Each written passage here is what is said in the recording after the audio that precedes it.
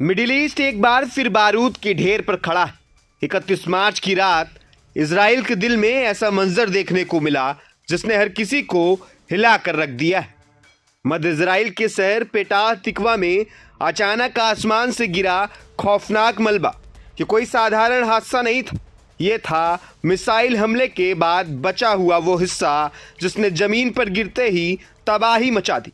आवासीय सड़क पर खड़ी गाड़ियां कुछ ही पलों में जलकर राख हो गई।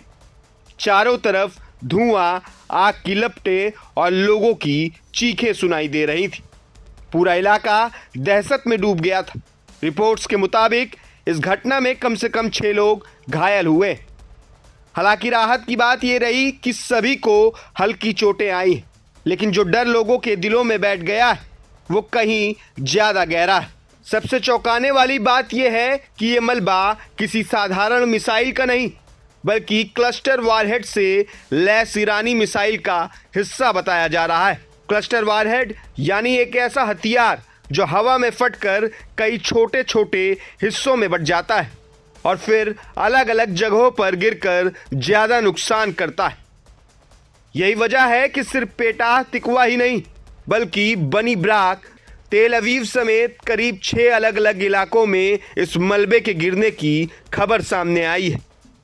तेल अवीव के पास स्थित बनी ब्राक में इजरायली सुरक्षा और बचाव टीमें तुरंत मौके पर पहुंची और मलबा हटाने का काम शुरू कर दिया। हर तरफ सायरन, पुलिस, एम्बुलेंस और एक ही सवाल, आखिर ये सब कब तक चलेगा।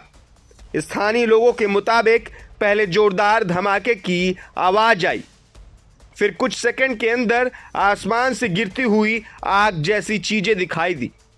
किसी को समझने का मौका तक नहीं मिला और कुछ ही पलों में सड़कें जंग के मैदान जैसे लगने लगी।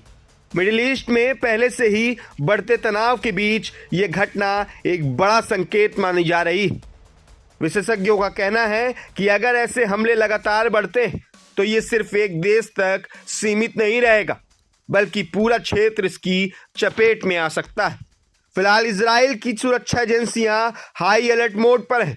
हर संदिग्ध चीज पर नजर रखी जा रही है और लोगों से सतर्क रहने की अपील की गई है। लेकिन सबसे बड़ा सवाल अभी भी वही है, क्या ये सिर्फ एक चेतावनी थी या आने वाले बड़े तूफान की शुरुआत? क्योंकि जिस तरह से क्लस्टर वारहेड जैसे खतरनाक हथियार का इस्तेमाल हुआ है, उससे साफ है कि हालात अब पहले जैसे नहीं रहे हैं।